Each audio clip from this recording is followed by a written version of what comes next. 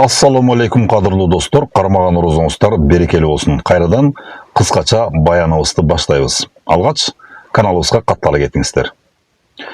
Урматтуу бир туугандар, бүгүн биз тил менен жазылган, бирок Аллахтын алдында оор болгон күнөө тууралуу сөз кылабыз.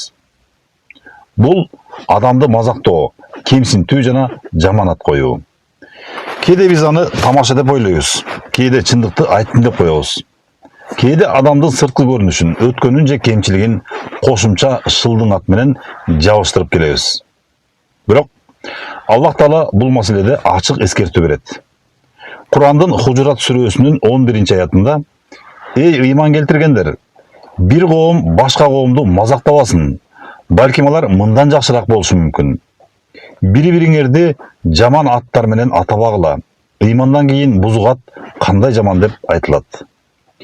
Бул аятта 3 нерсеге тыюу салынат: мазактоого, кемсинтүүгө жана жаманат коюуга. Айрыкча жаманаттар менен атабагыла деген сөз өтө олуттуу. Адам мурда ката кетирген болушу мүмкүн. Ал катасы үчүн кечирим сурап, тооба кылганда болушу мүмкүн.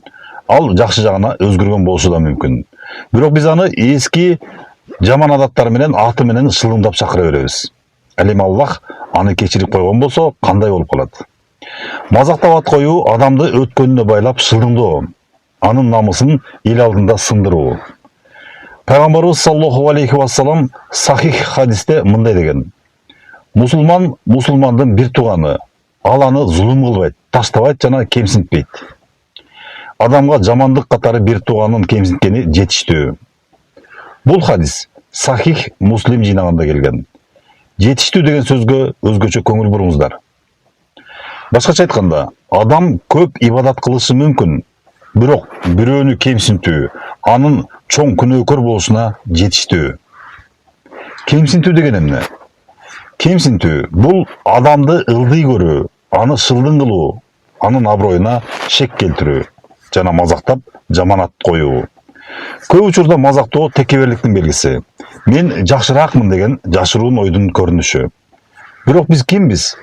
Кимибиз Аллахтын алдында ким жогору, ал эми ким төмөн экендигин далилдей алабыз.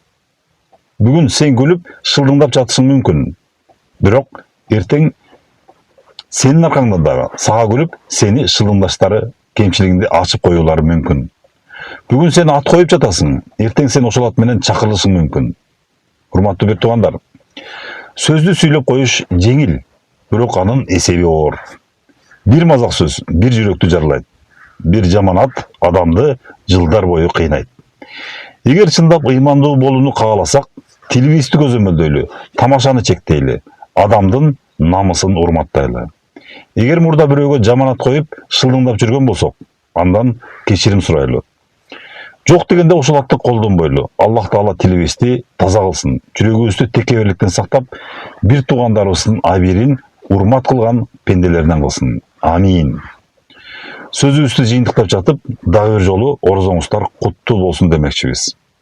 Каналга каттала кетиңиз. Ассаламу алейкум ва рахматуллахи ва баракатуху.